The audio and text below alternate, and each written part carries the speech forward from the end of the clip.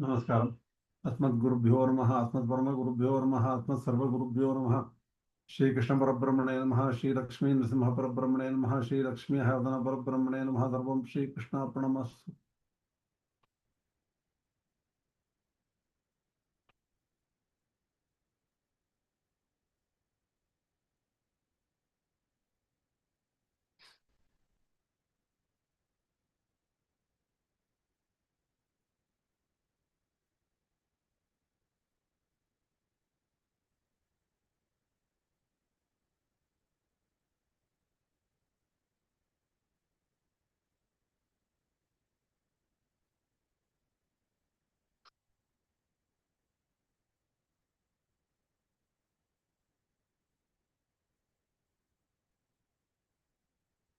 So we'll start this class now. Sorry for the delay.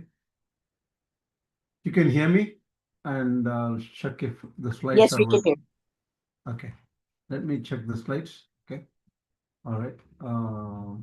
Slides are okay. I'll share the slides.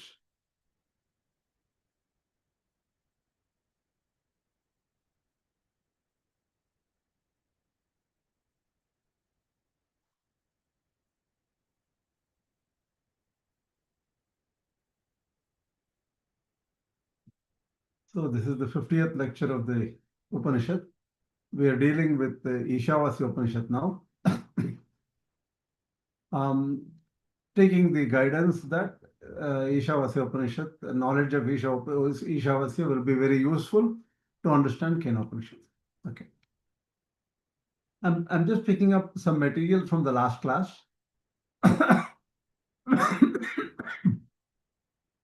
In the last class, God or Īśvara is described as unconditional and free power who becomes energy through pure matter.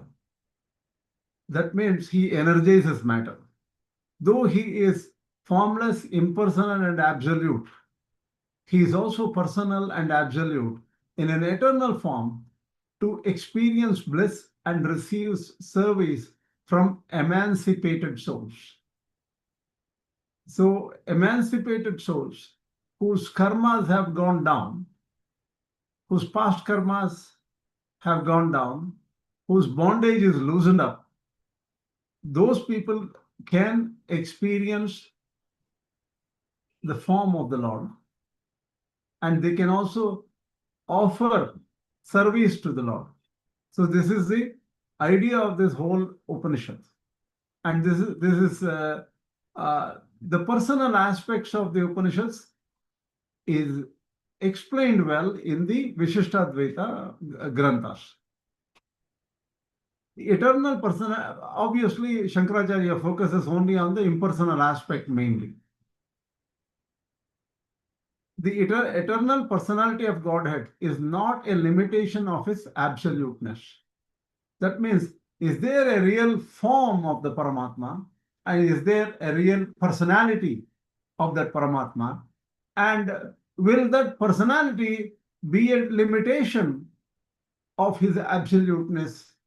And absoluteness is like, all pervading, all omnipresent, omniscient, omnipotent. Does the eternal personality limits? But what we have so far heard is that it is not a limitation on that all-powerful God. It is, in fact, it's an enhancement to him in the sense, and it is it never hurts his absoluteness. So the personality is not secondary. So now comes the question of his sambandha, that is how God is related to everything else. God includes energy of both mixed matter and individual selves. So that is the Vishnu Shakti. The Vishnu Shakti means he is the power behind the individual cells and the mixed matter. Right? Pure matter is Vaikuntha. His power is absolute and supreme over the other 5 dravyas. So we talked about the different dravyas. So he is the absolute among all the dravyas. And Jivatma is also a dravya. Now in the 7th chapter, 25th shloka, This power is given the word Yoga-māyā. Now the question comes, how do these acharyas think about Yoga-māyā? Because he himself says, Naham prakasha sarvasya Yoga-māyā samavritah.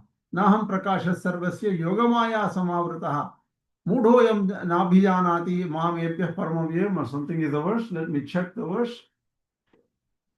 Because there are similar verses of that kind. 7th chapter, 25 shloka.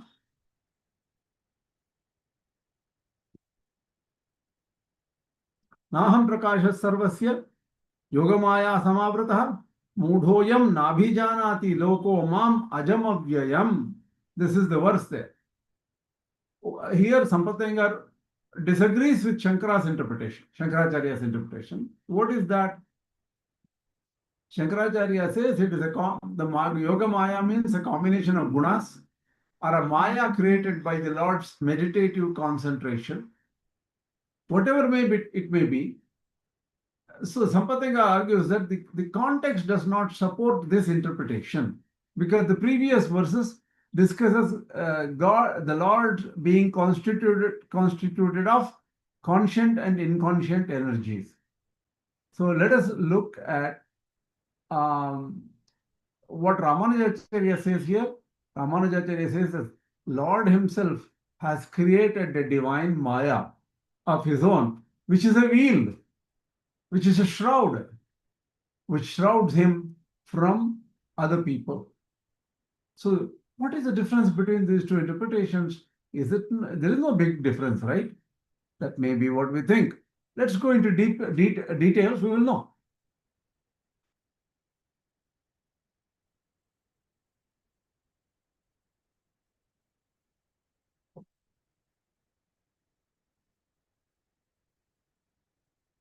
Now, first study, we want to make sure Śaṅkarācārya is what Sampatangar said.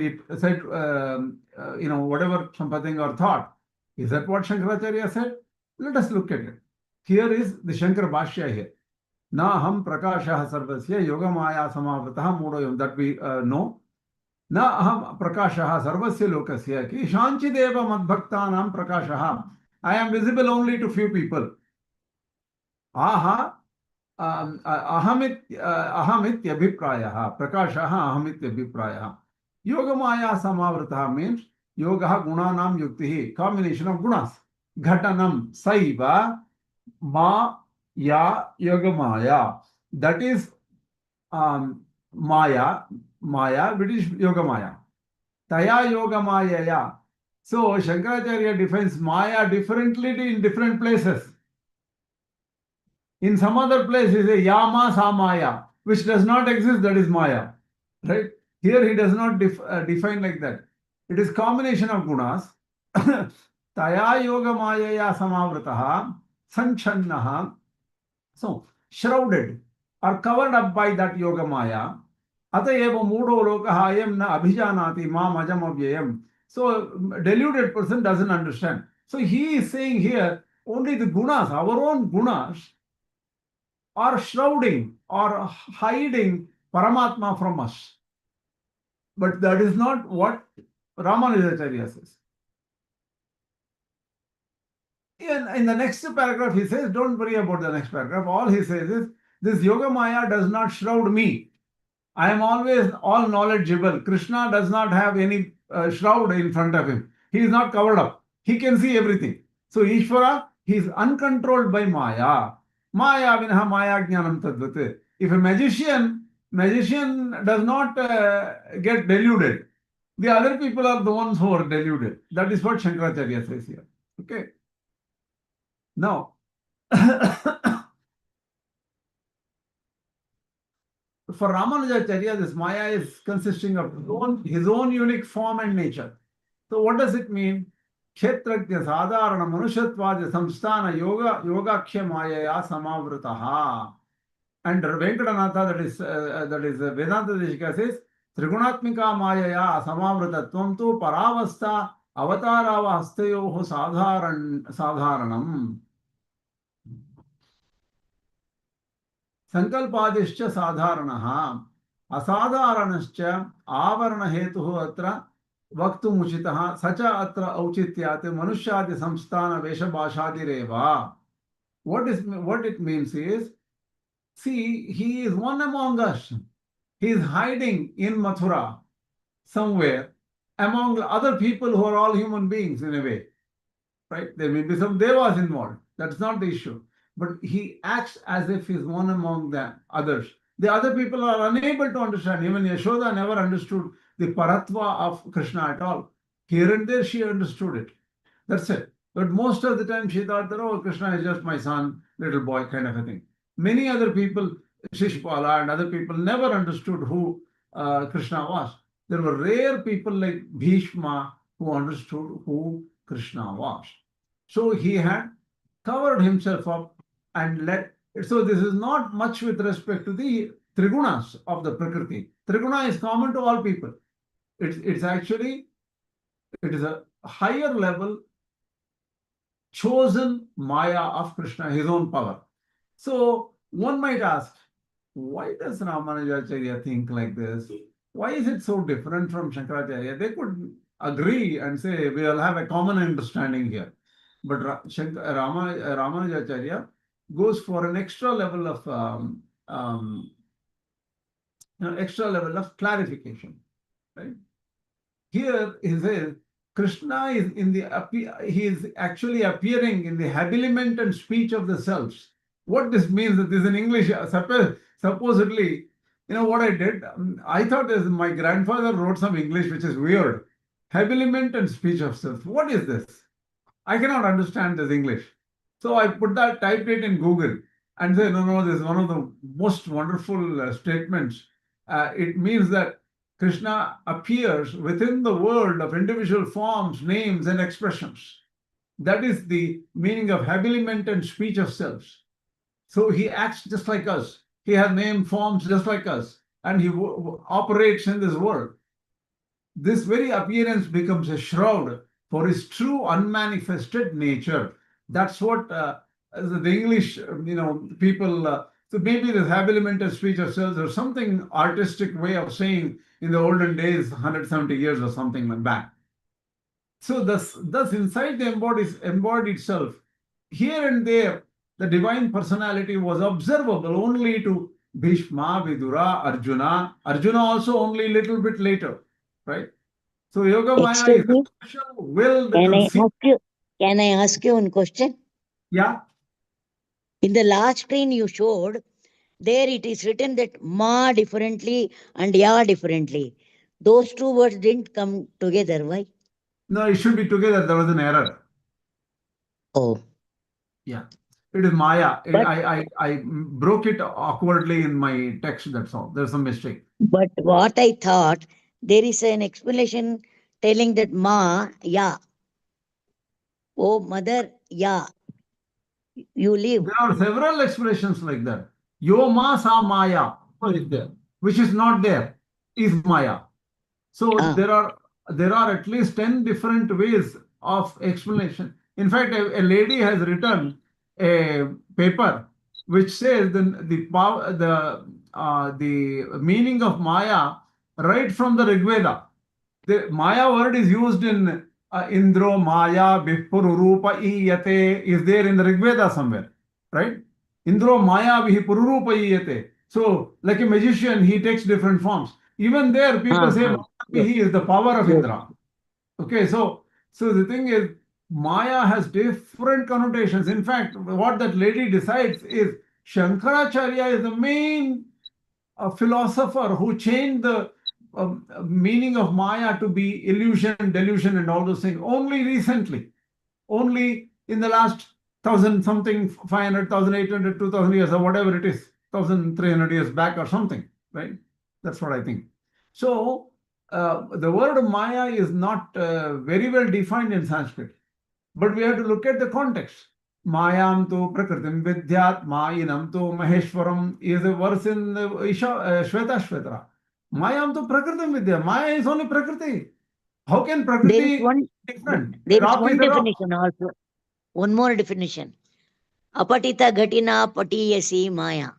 Correct. Agatita Gatana Agatita Patiyasi Gatana Patiyasi Maya. True. Patiyasi Maya. It makes impossible possible, right? That's what it means, right?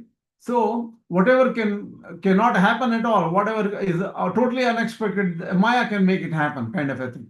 So Maya has different meanings. That's Sanskrit word, very flexible Sanskrit word.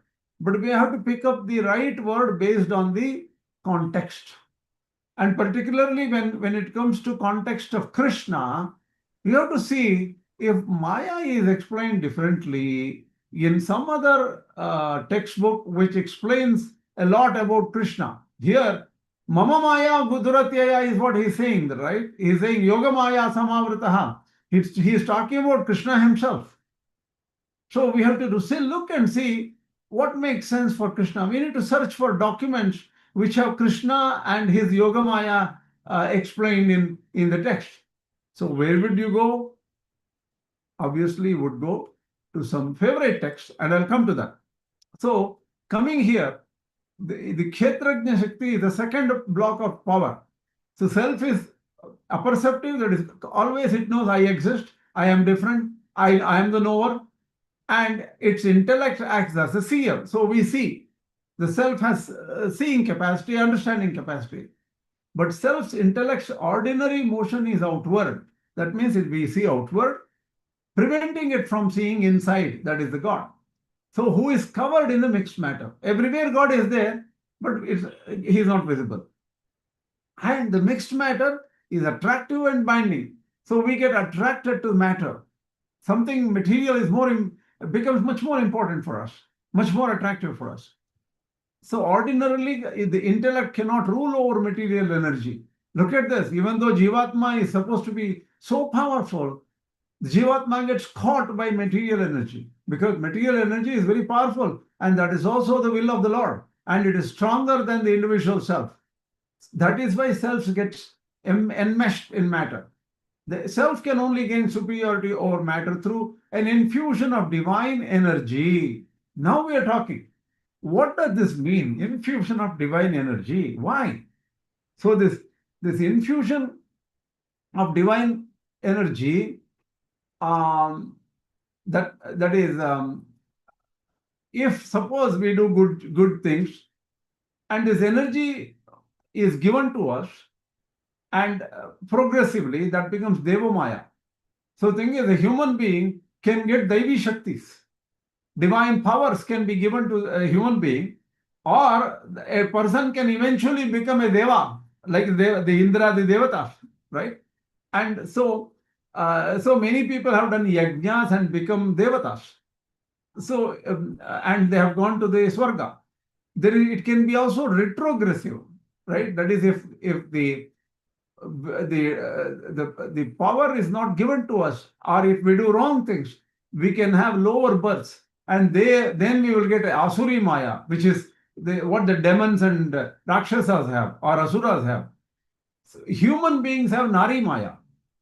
So if we work very hard, we will get divine insights and improvement and things like that. But that is still Nairī Māyā, human intellect. For example, Einstein may think for a long time, research and create new solutions to scientific problems. He can understand science better, maybe. Like that, researchers can understand.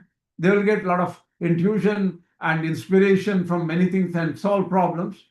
And they can even get some power of Indrajala, or miraculous powers, like Anima, Mahima, Garima kind of yogic powers also. They are all Nairī Māyā. So human beings have limitations in their Shakti. So even if somebody gets Ashta Shaktis or something like that given in the Yoga Sutras, but that's still a Nairī Māyā. So Āsurī Māyā is there, Nairī Māyā is there, Deva Māyā is divine only for divine beings. Okay. Now this comes up here with this introduction. There is a Puranic information in the Bhagavata, in the 10th canto of Bhagavata. What happens was Kṛṣṇa kills demon Aghasura. At that time, Brahmā sees the power of Kṛṣṇa, and he suddenly gets very upset about it and says, look at this little boy, cowherd in this cowherd village. He's causing so much problem. Aghasura is so capable, but he was killed by Kṛṣṇa. let me show my Yoga-māyā. He says, let me make my own cowherd boys and calves and make all this. No, I'm sorry. Let me make all these cowherd boys and calves disappear from Mathura. So nobody should be there for Kṛṣṇa to play with. So in response, what Kṛṣṇa did was he used a superior Yoga-māyā to assume the forms of all missing boys and calves and cows and things like that. So, but Brahma was very confident that he had taken all the cows and calves and friends of Kṛṣṇa away and locked them up in some cave. So he was very confident. But he is saying, but Kṛṣṇa is missing nothing. Kṛṣṇa even assumed a form of Brahma, Chaturmukha Brahma, and displaced him as a creator, and he came there. So after some time, Brahma realized his mistake and came and surrendered to Kṛṣṇa, and who forgave him with a warning. So at that time, people saw this power of Kṛṣṇa. Even Balarama, Kṛṣṇa's brother, was unaware of the illusion for a long time. When he grew suspicious due to the cowherd's new and peculiar traits, he wondered aloud. So he says one shloka. He says, Balarama says, Keyam va kuta ayata Daivī va Āsurī prayo mayastume bhartuhu nanya mepi vimohini. He says, his own brother, Kṛṣṇa's brother, says, what is this miracle? Is it Daivī? Is it celestial like Devatas, the power of the Devatas like Indra and all? Or is it Nairī? Is it human? Or is it Āsurī, demonic, or like for what belongs to the Rakshasas who are Mayavis in a way? They can take any form they want, right? Is it like Asuric? It must be the Maya of the Lord Sri Kṛṣṇa only, as no other power could spread its illusion even over me, because Balarama is actually the avatar of Adishesha. So Balarama says that I have lots of power beyond the Devatas. So all this Daivī Māyā or Āsurī Māyā or Nairī Māyā cannot cloud my knowledge. Because I got clouded by this Maya, obviously this Maya is Mama Bhartuhu, my Lord Kṛṣṇa's Maya only. So here the term Yoga-māyā is used in the Bhagavata. So God's power is identified as Yoga-māyā. All other powers are meant to exist and work in harmony with it. So the whole universe works only according to Yoga-māyā. That means Yoga-māyā is the Mama Maya Duratyaya. What Kṛṣṇa says in the Bhagavad Gītā, that is the one, Duratyaya. Nobody can cross my Maya. Nobody can defy the laws I have. So everybody should work in accordance with it. So here where he talks about concept of yajna, where yajna is cooperative action. You do yajna because you are a member of this cosmos, the member of this universe where everyone exists. You have to help others. You can't be selfish. You have to offer everything to, you didn't make the food you are eating. Oh, no, I went to the farm and made my own rice and ate. How did the rice grow? How does growth happen? All these things are external to you. There are some forces in the world you may not understand, but they are all divine. And they are all under the Maya of Kṛṣṇa or the power of Kṛṣṇa. This is explained very well in the 3rd chapter of Bhagavad Gītā. So human intellectual power should not go against the divine harmony. That becomes demonic. You can have science and then probably try to blow up things and things like that. You will face the wrath of the powers around you. Somebody will whack this person who if he goes out of control, he will get whacked. So one should be in divine harmony. And when the divine harmony is destroyed by a great Rakshasa or something, God incarnates at that time and he will restore dharma here, right? And the the human being should be reciprocative. Devan bhavayatanena te deva bhavayantuha. So you do yajnas and other people give you, other devatas give you value. That's a payback. Here, my grandfather explained some concepts called why are varnashrama dharmas important. He just uses a rationale from the Mimamsa school, saying that implementing varnashrama dharmas, the duties are prescribed in the Vedas, because Vedas, see, we don't understand what Indra wants. We don't understand the universal devatas and all. So Vedas will give you a prescription that do this, don't do this, kind of a thing, right? So now coming back to Īśāvāsya Upaniṣad, what is Vidyā? What is Avidyā? This is the whole problem we are trying to solve. And it's a very important problem, right? So Vidyā is taken to be knowledge. Avidyā is taken to be work or karma. We already said that Avidyā karma samjnanya, Tritiya Shakti Rishyate is said in the Vishnu Purana. So it is okay to understand Avidyā as karma. So karma is karma, jnana is Vidya, right? As simple as that. If that is the case, Vidyancha, Avidyancha, there is two chas. Why do you need two chas here? Vidyancha, Avidyam, that's all you need. Yes, tad veda ubayam saha, avidyaya mrityum tirtva, vidyaya amritam ashnate, that is the number 11 verse. So you don't need the second cha. What my grandfather and obviously Vedāntic also says is this double cha given here is they're mutually contributive. So Vidya is the main, Avidya is supportive. So Avidyaya mrityum tirtva, vidyaya amritam ashnate. Avidya helps you burn your papa karma. If you do the yajna yagadis, agnihotradi karma and other things, whatever are prescribed for you based on your own family situation, your varnashrama dharmas, then some people don't have to do this kind of karma. Some people have to do, right? It depends on the varnashrama dharma. So by doing avidya, that kind of yajna yagadi, you will burning papas. And then avidya mrityum tirtha, vidya amritam ashnate. That means that will support vidya. Because that is when your focus on Vidya means intuition, upasana. So the upasana gets sharpened, focused. If the papas are attacking you, your mind is distracted. So you need varnashrama dharma, that is the karmas, that is the karma yoga, and also jnana. That is what is said here. And this is the central idea of Bhagavad Gītā. Why am I even emphasizing this? Most people in the world believe in Advaita. In the whole Vedantic world, you can go check it out. And they don't believe that karma is helpful for jnana. They say karma is opposing to jnana. Exactly opposite. Karma is light. Karma is darkness. Jnana is light. So they are opposed to each other. That is what Śaṅkarācārya says.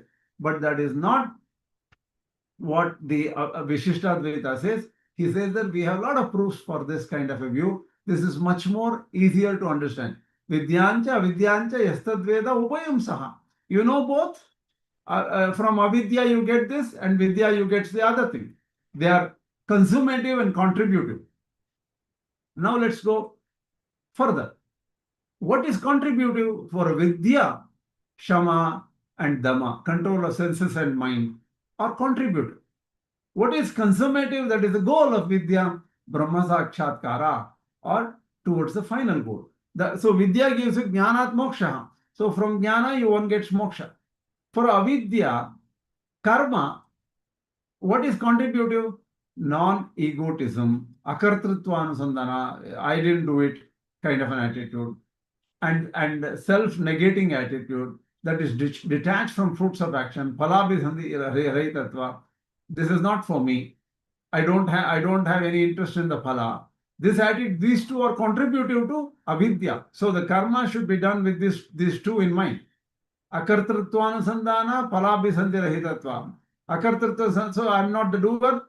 I'm not interested in the fruits of action. So consummative, by this what will happen? While you're doing the action, jnana becomes steady. jnana will be proper. So even while doing action, Atma Jnana should be kept in mind. So that is why in the Bhagavad Gītā, karmani akarmaya pashyete, akarmani cha karmayaha, sabuddhiman manushyeshu, sayuktah Kṛṣṇa karma krite. So you see action in jnana and jnana in action. That's how you should look at. They are both together. So all over the Bhagavad Gītā, karma, jnana are never told to be opposing to each other. This is a unique, different view by Śaṅkarācārya, who says it is opposing. Now, so what is intuition and what is reason? Reason is scientific. What we get through scientific data, mind and our inference and everything, that is reason. And so culture, the material, the reason flourishes in the materialistic data. So knowing the material energy and other things, and understanding the divine. One second, what is this? Culture of reason, through power and material energy comes understanding of the divine intention for harmony within the universe, embodiment. Okay, while doing karma, one should know knowledge. That's what it is saying. There is knowledge behind that. It is just not doing scientific work kind of a thing. We don't worry about God or anything like that, but do whatever you want to do in the world. That's not like that. The reason should involve divine knowledge, knowledge of Īśvara within this universe. So, if one person performs work without any guiding knowledge, life becomes selfish. So, people, the work of atheists will become purely instinctive and selfish, right? So if the intellect is ignorant of the fundamental truth and cannot assert its superiority over material energy, it cannot control material energy, then self gets trapped. We get trapped into matter. So we don't have freedom. So what is destiny? These are all important things, because all these are driving towards a very powerful introduction to the 8th chapter of Bhagavad Gītā. I was surprised when I realized this. And this shows the brilliance in which Rāmānuja.org has understood the 8th chapter. It is so unique.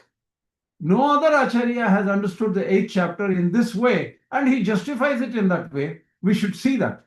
You figure it out for yourself. I'm not trying to give you, oh, this is better, that is better kind of a thing. You have to figure it out, but I'll give you the reasoning behind it. So what is destiny? Once you get caught in matter, matter forces your life. Headaches, problems, diseases, everything comes. Also material ignorance of the self and impulse. Because you don't know what the self is, your actions will become haphazard and without a goal, without proper guidance. So in the course of embodiment, we are forced to do so many things with ignorance. So this is destiny.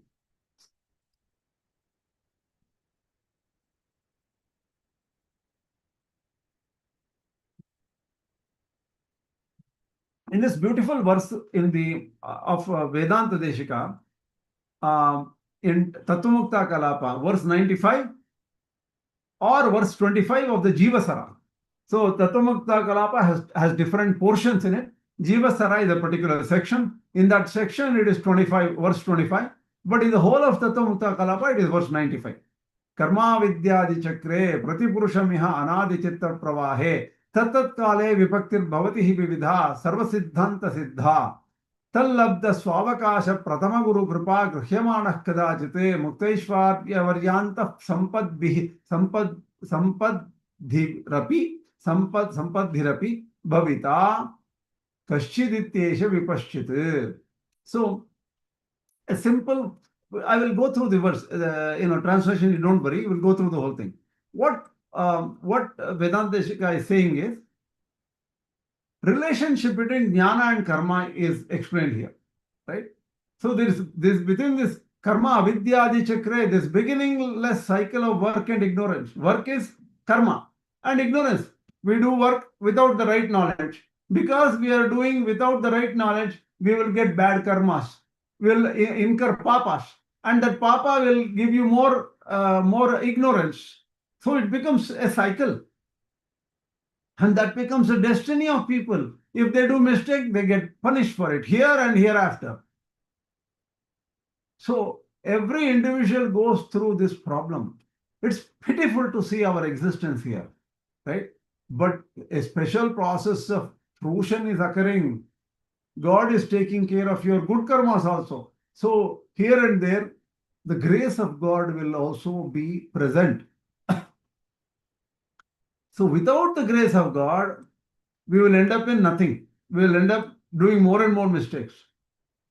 So all the theistic schools believe, except the schools which don't believe in destiny, that's forget them. But all theistic schools believe that grace of God is necessary in our life. So when someday, because of some purva good karmas, the right opportunity arises, the guidance from within, that is within our heart, Īśvara is there. Īśvara sarvabhutanam hrideshe Arjuna tishtati. That Īśvara will guide you. Because of his grace, you will do the right things. And using that person can attain everything, including the ultimate wealth of freedom or freedom from bondage. So what Vedanta is saying is, you need the help of the Lord within, and you have to do something which is cooperative, not against the will of the Lord, not against the rules and regulations He has kept in this cosmos. If you don't go against, be in synchronization. That means you do karma yoga. So if you do karma yoga, then God will be pleased and God will give you knowledge. And eventually, jnanam moksha, He will give you release. That's the idea Vedanta is building up in this particular text. So the ultimate knowledge and conviction brought out by an inflow of divine energy means each of us, each individual is just one component in the universal synthesis. We need God to give grace.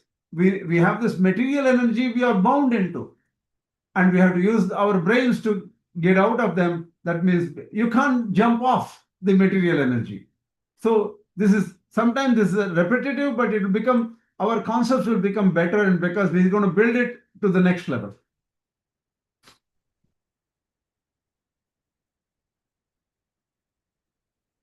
So what is the effect of all this thing? Divine grace is necessary even for this intuition, which is dharana, dhyana, samadhi. What is intuition? It is invertuition. That is, your knowledge is flowing inside to see your jivatma and paramatma. Performing the karmas will become inevitable and essential background for intuition. So by doing this, you will get the grace of the Lord, and He will make your mind steady. Anybody who is trying to do meditation to keep the mind calm, do you know how difficult it is? Unless you have blessings from above, the mind will not be controlled. So anybody who has tried it will know. And you cannot say, I did it. Control of the mind comes from outside. Verse 10, Anyadevahuhu Vidyā, Anyadahuhu Avidyā, iti shushruma dhiranam yena stat vyachachikshire. It says that. So don't worry about here. It is different from Vidya and it is different from Avidyā. Here we already said that it should be it should be iti shrunma dhirebhya, but there is a different verse here because we didn't really serve our masters. We did not use the proper protocol to see our masters, but still the masters told us. Right? Now, this is what it is. So now comes the 6 questions of Arjuna. Why does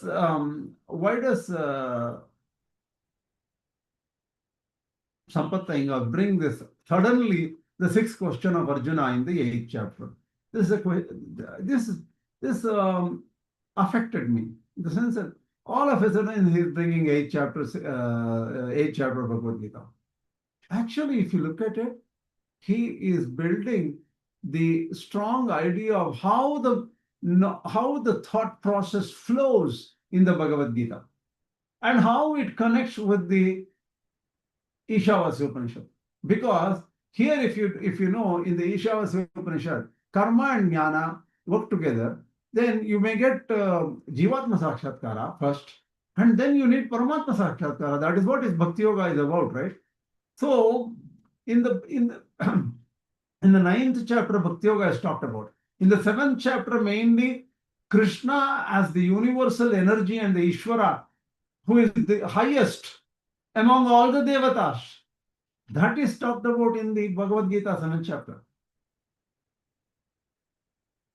In fact, there are some people, in the 7th chapter, he says, yo yam yam tarum bhakta shraddhayarjati vichati tasya achalam shraddham tamaiva vidadamyaham. You can, all the devatas are my body. So you can worship any devata. Then he says, whoever gets interested in any particular devata, I will give them the bhakti to go further and get all those things. But all the fruits are given only through me. I give the fruits to, I am the giver of all the fruits. And all, so he's saying, Antavattu palam tesham tadbhavat sataya shraddhaya labhate cha tatah kaman mayeva vihitan hitan. Say, I have established those devatas. Antavattu palam tesham tadbhavat yalpamedasam. That means limited are the fruits for those people who have little knowledge. Devan devayejo yanti madbhakta yanti mamapi. Devatas, that is, the people who do yajnas to devatas will reach devatas. But bhakta yanti mamapi, the bhaktas of mine will achieve me. Antavattu param tesham, why does he say?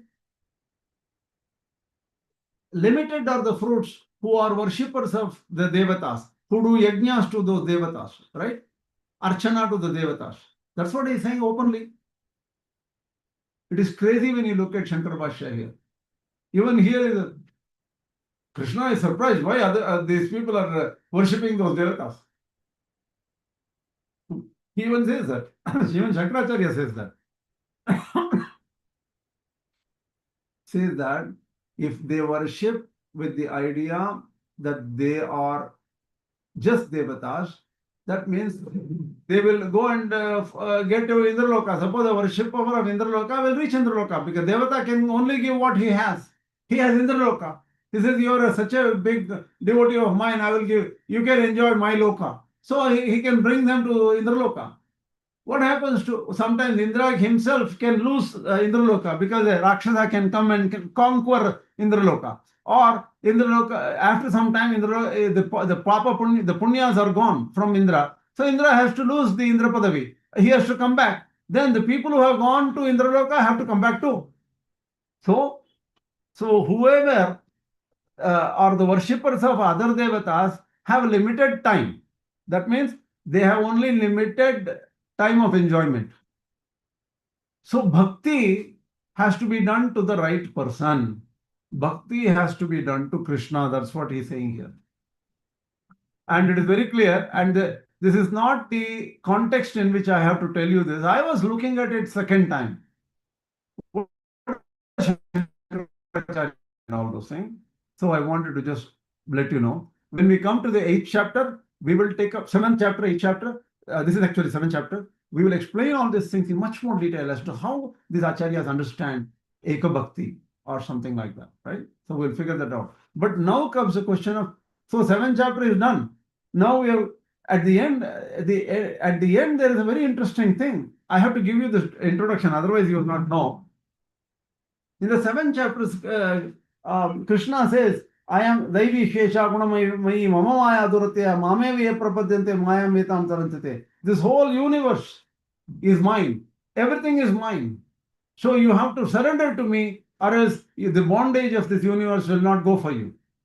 I am the only person who has the key to open this problem, and let you go out of this cycle. And he talks about Chaturvida bhajante mam jana sukritin Arjuna. He talks about four kind of devotees. Artho, Jignasur, Arthati, Jnani, Chaparasarshava. Artha is somebody is in trouble. Jignasu is who wants to attain Jivatma Sakshatkara. Arthati means who wants to get lot of power and wealth. Jnani. So Jnani is the third one. There are three. Ramanuja.org only reduces 4 into 3. Jnani is a bhakta directly. Jignasu is the person who wants to achieve Jivatma Sakshatkara. Aishwaryarthi is the person who wants to get divine energy, like a creator kind of energy or power. So these are the only 3 goals. Out of these 3 goals, what happens is, for all the 3 goals, you can become a bhakta, because all of them come under these 4 types of bhaktas. Chaturvida bhajante mam jana sukurtinarjana. They are all bhaktas only. So bhaktas can either ask for directly Paramatma, or Aishwarya, or Jivatma Sakshatkara, because they can do it. Now comes the question. So bhakti is a very generic process. You can ask anything you want. Bhakti is generic. Such a person, while dying, in fact, what happens, he says that there are so many levels of Maya. Maya can delude. Even the highest level of Jnani can be deluded by Maya. He talks about it.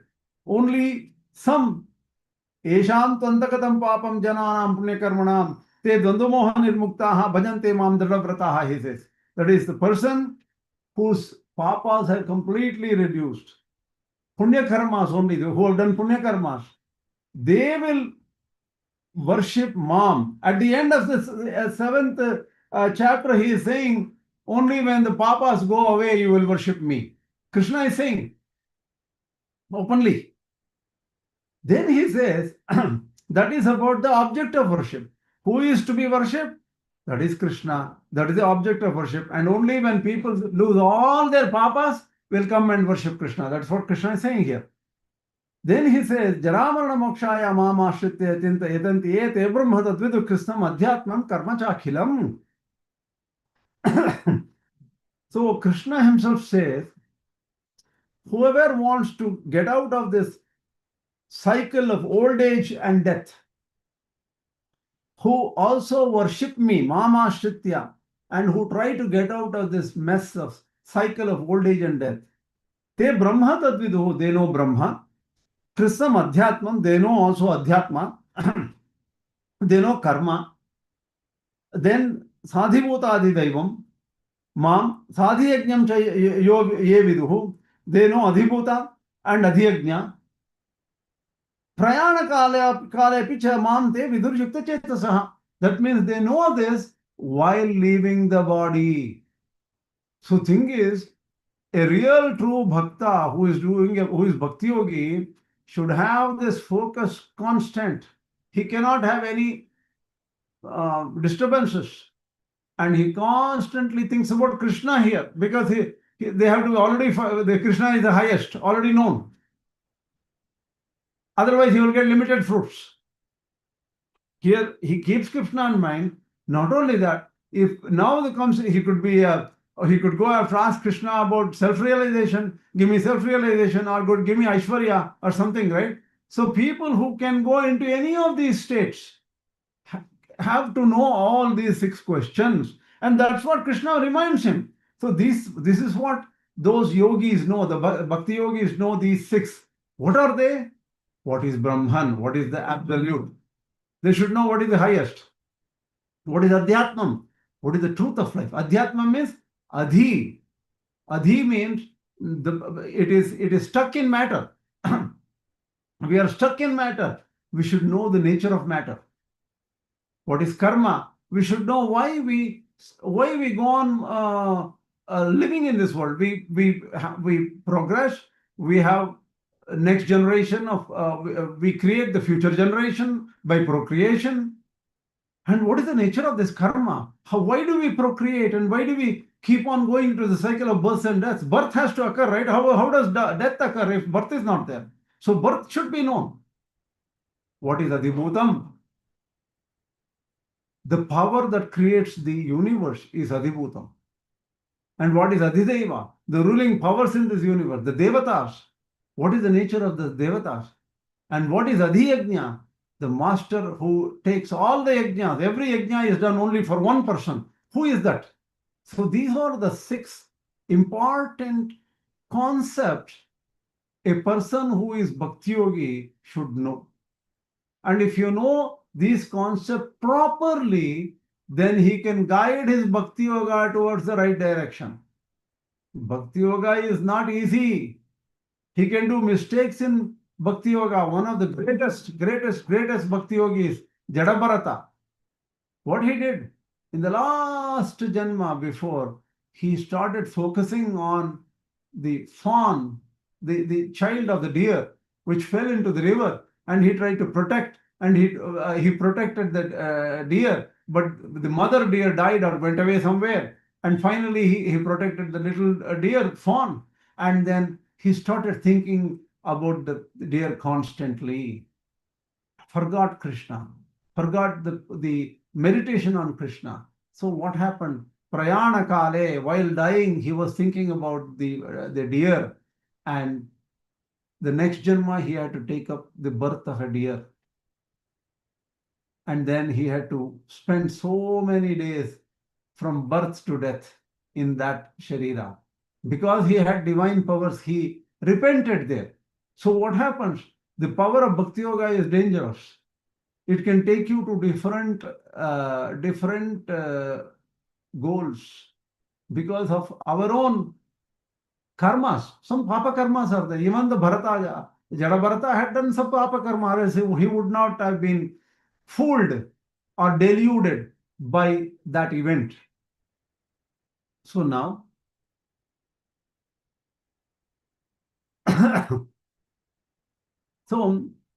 Kim Tat Brahma, very interesting here.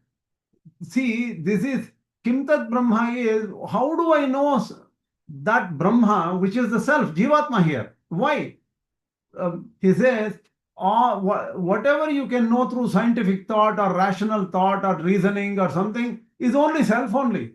How much ever you reason, you cannot go beyond the self. He says, I am the knower, but you hit the wall there. You only know the self. So Brahman is the end of all relative thought. That is actually Jivatma here. Why is it known as Brahman?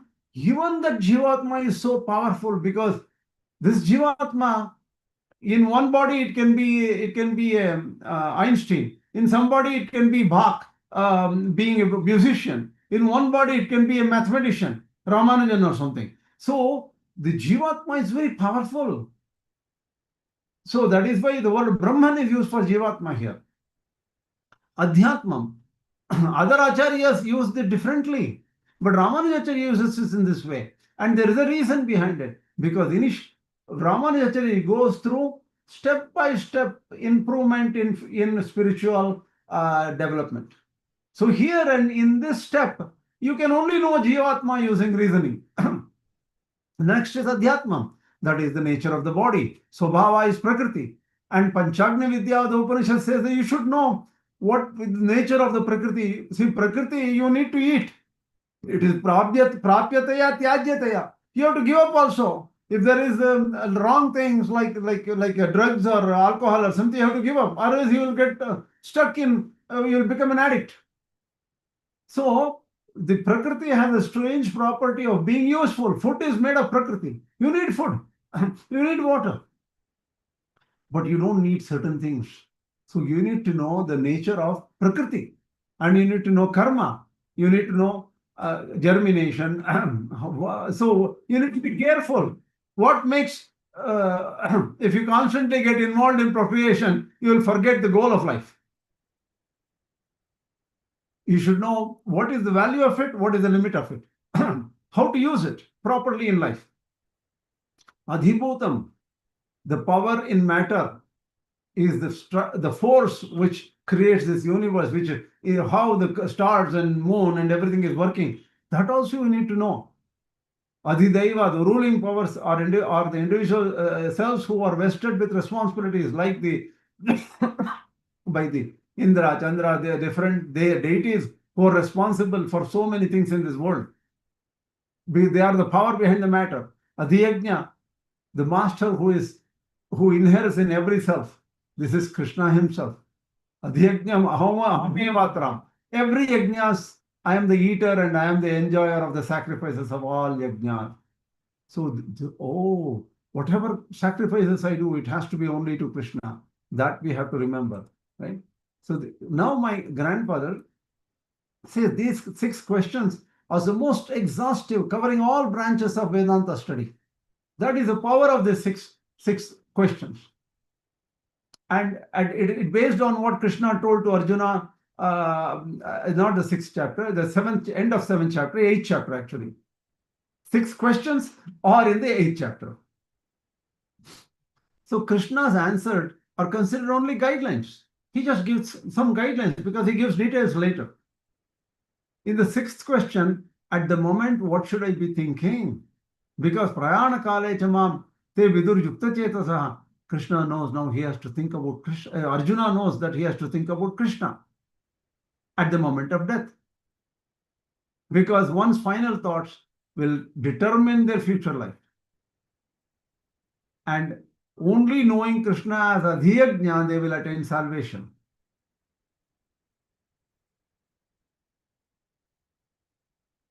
In the Bhagavad Gītā itself, in the Ashtamodhyāya, now it is 9:05, it's almost getting time. Few minutes I will stop, I think, here. In the Ashtamodhyāya,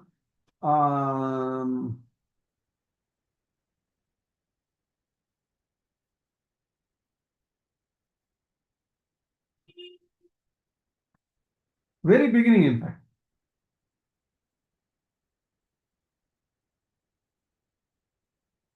Yam yam vapi smaran bhavam tyajatyante kalevaram tam tameveti kaunteya sada tadbhava bhavitaha. Right? So thing is, whatever forms people are thinking while leaving the body, right? They will attain that. The last final thought when leaving the body, they will attain that. Tam tameveti kaunteya sada tadbhava bhavitaha. So tasmat sarveshu kaleshu mamanusmara yudhyacha. Remember me all the time. Sarveshu kaleshu. Kṛṣṇa, without even thinking, he says, not often, not 1 minute a day, 10 minutes a day, things like that. Sarveshu kaleshu mamanusmara yudhyacha. You go to war, you can be in the war. You fight in the war. But you are thinking about me all the time. Mayyarpita mano buddhihi mame vaishvasya samshayam. If you do that, if you give up your manas and buddhi to me, you will attain only me. Because while in the battle, what might happen to you? You might be killed in the battle. That may be your last breath. So even in a battle, you think and go further. Abhyasa yoga yuktena chetasa nanyagamina paramam purusham divyam yati parthanu chintayanne. This is the key which my Sampath connects Īśāvāsya to Gītā here. Vidyā, Avidyā we talked about, right? Vidyā, Avidyā are nothing but Abhyasa Yoga. Abhyasa is Avidyā. Yoga is Vidyā. Abhyasa Yoga Yuktena Jetasa Nanyagamina Paramam Purusham Divyam Yati Partha Anuchintayan. It is so difficult to find this meaning. It's difficult. You know why? Abhyasa is explained by Ramanuja.org and Vedāntic in a simple way. Abhyasa, karma is indicated. So practice while doing nitya, other than doing nitya karmas and other naimitika karmas, you do some practice. That's what it says. Nothing more. But actually, what it really means, it is the entire karma yoga is abhyasa. And yoga is Vidyā or meditation. Here yoga is explained by Rāmānuja.org as meditation or upasana, and that is dhyana. So that becomes Vidyā. So in this verse, Abhyasa, yoga, both are necessary. Abhyasa and yoga, both are necessary. You cannot have one and not the other. Why are we talking about it? The importance of Vidyā and Avidyā is fundamental in the entire of the Upanishads. Here is the first time it is said, so we better understand it very properly. That's why it is. Abhyasa yoguktena chetasa nanyagamina paramapurusham divyam yati parthanuchante. And doing this, he will get paramapurusha. That's what is said here.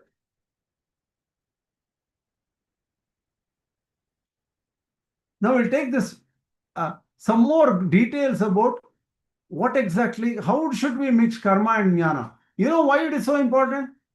Śaṅkarācārya comes up with his own theory. Yadav Prakashacharya comes with his own theory. Mīmāmsakas come up with their own theory regarding Vidyā, Avidyā. All of them are followers of Veda. They are all Vedikas. Śaṅkarācārya comes up with a different idea. We already know that. So how are they related? This summary is very important. I took it from actually the one small footnote of D.T. Tatacharya's book, Kesivardacharya D.T. Tatacharya's book on the Īśāvāsya, which we will take up only when we study Īśāvāsya more seriously. Now we are not studying Īśāvāsya seriously. We are only taking the hints from my grandfather's view of how Isha is connected to Gītā and how Kṛṣṇa will be connected to Isha also. This is what we are learning. Hope this was useful. I didn't even give any time today. I just went on. I got charged with some new ideas I had not understood before, and I wanted to give that to you. Was this class useful? Definitely. I didn't hear you. Hello, I did not hear you.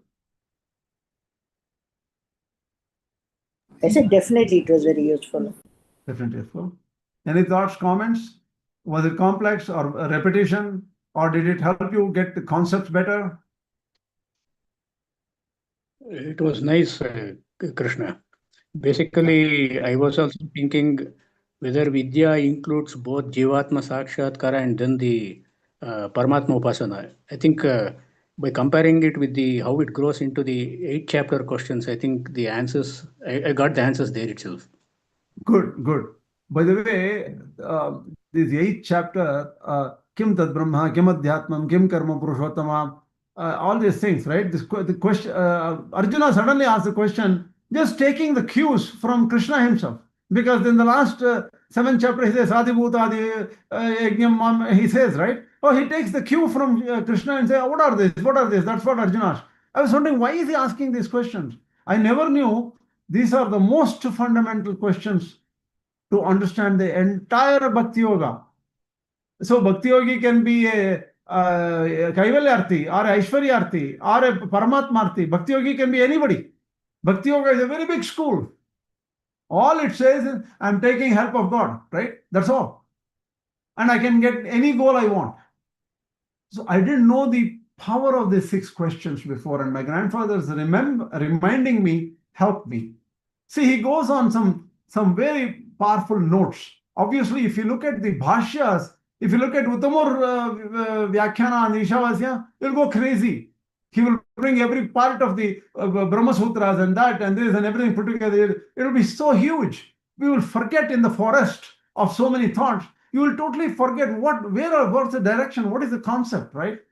So people like my grandfathers are very good in bringing the concept and creating a music out of this complex routes, right? You know, some harmony and symmetry to understand the whole concept. That's what he brings in. That's what makes it interesting to me.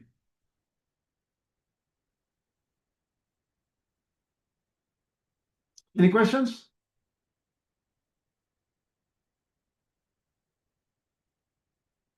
All right then.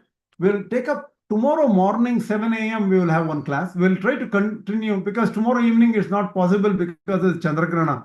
See, many people are very serious about this Chandragrahana. Even though it is at 10 o'clock, they want to prepare. They can't eat anything for so many hours. Some people start chanting Vishnu Sahasranama and all those things before it.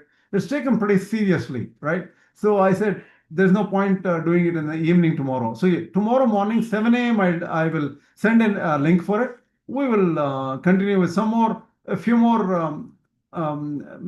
We'll take some time. Let's see what happens, how much we can finish, okay? Even Alvar Swami has cancelled this tomorrow's class.